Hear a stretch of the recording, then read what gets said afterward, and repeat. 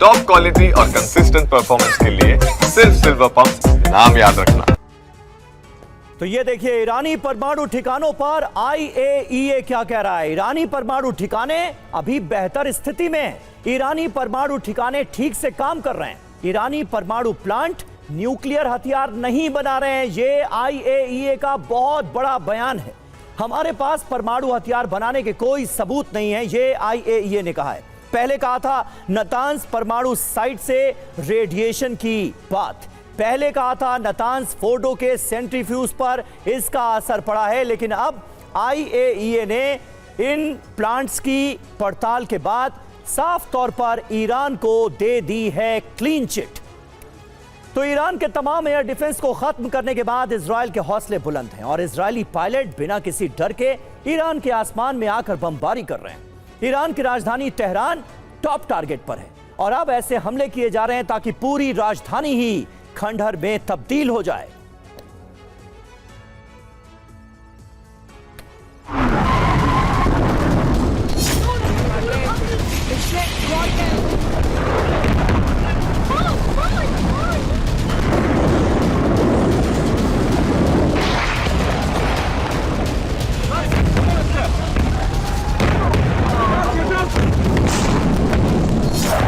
Iran में घुसकर बमबारी। ईरान के ठिकानों पर मिसाइल हमले। इजरायली फाइटर जेट ईरान के आसमान में दाखिल हो रहे हैं, लेकिन ईरानी फौज कुछ नहीं कर पा रही।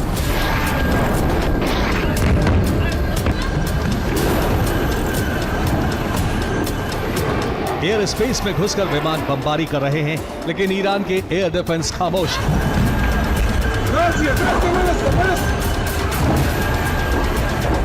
चंद दिनों में ईरान इतना लाचार हो जाएगा, ये किसी ने सोचा नहीं। यही वजह है कि इजराइल जहां चाह रहा है वहां हमले कर रहा है। इजराइल की सरकारी न्यूज चैनल रेडियो के सेंटर पर मिसाइल हमले हुए। आजादी स्क्वायर के करीब भी बमबारी की गई। इजराइल के लड़ाकू विमानों ने तेहरान में लाइव प्रसारण के दौरान सरकारी टेलीविजन मुख्यालय पर हमला किया।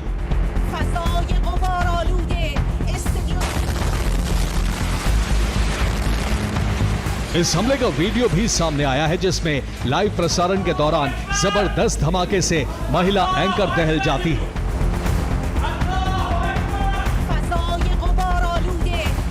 देखिए कैसे लाइव न्यूज को छोड़कर एंकर को जाना पड़ा और स्टूडियो में भी हमलों का असर देखा गया।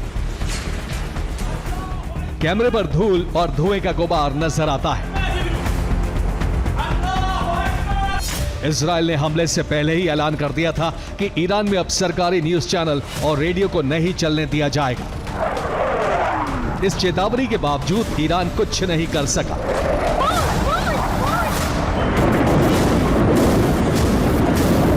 ईरान में साइबर हमले की शुरुआत हो चुकी है। ईरान के बड़े विभागों में कई बार साइबर हमला हुआ है। ATM मशीनों को भी हैक किया जा रहा है।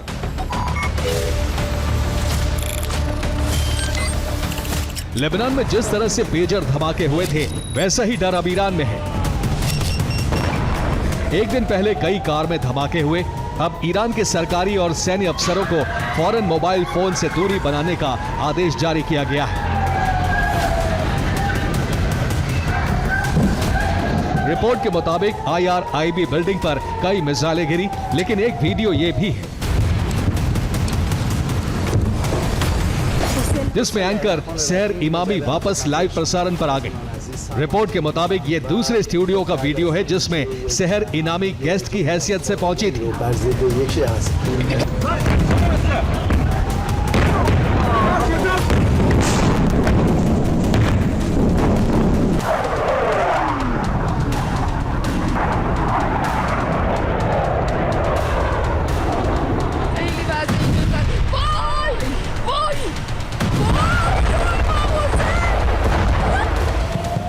सिर्फ बड़े ठिकाने ही नहीं, इजरायली वायुसेना तेहरान के बाहरी इलाकों में भी हमले कर रही है। पश्चिमी तेहरान के बाघेरी और चितगर इलाके में बमबारी की गई। तेहरान के रिहायशी इलाकों में भी तबाही मची है। राजधानी तेहरान के बाहरी इलाकों में भी कई धमाके हुए हैं। तेहरान के मरन में मिसाइल बंकर पर भी हमला किया गया। 5 दिनों के भीतर इजरायल ने ईरान को बहुत बड़ा नुकसान पहुंचाया है। यह तस्वीर ईरान के नए चीफ ऑफ स्टाफ अली शादमानी की है, लेकिन अब इजरायल ने अली शादमानी को मार गिराने का दावा किया। अली शादमानी की मौत इजरायल के हवाई हमले में हुई है।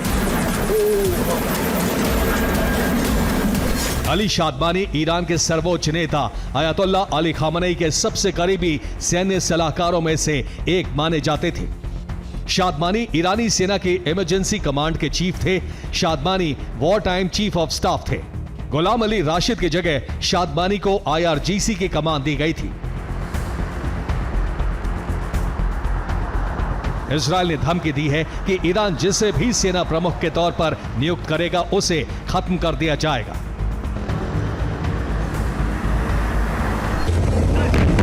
ये ईरान की सेना को खुली चेतावनी है, जो भी चीफ ऑफ स्टाफ बनेगा उसकी मौत निश्चित है। ईरान में सैन्य अफसरों की टॉप लेयर खत्म कर दी गई है। खामनेई के आदेश पर कई कमांडर्स का प्रमोशन किया गया है। सैन्य अफसरों के साथ ही ईरान के हथियारों का बड़ा जखीरा भी नष्ट हो चुका है।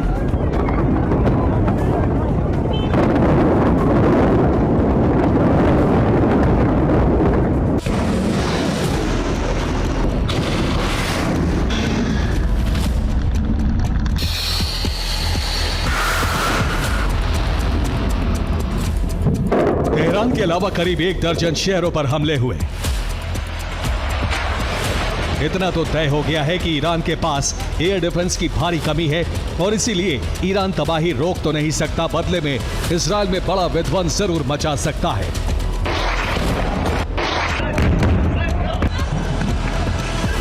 ईरान में टीवी और रेडियो सेंटर पर हमले के बाद अब दोनों देशों में चैनल वॉर की शुरुआत हो गई है। ईरान ने इजरायली मीडिया को चेतावनी दी है। 2 चैनल स्टेशन पर हमले की योजना बनाई गई है। इजरायल ने चैनल स्टाफ को सावधान रहने को कहा है। इजरायल की वायुसेना अब ईरान के ब्रिज और हाईवे को टारगेट कर रही है। ईरान के कोम में हाईवे को टारगेट करके बमबारी की गई है।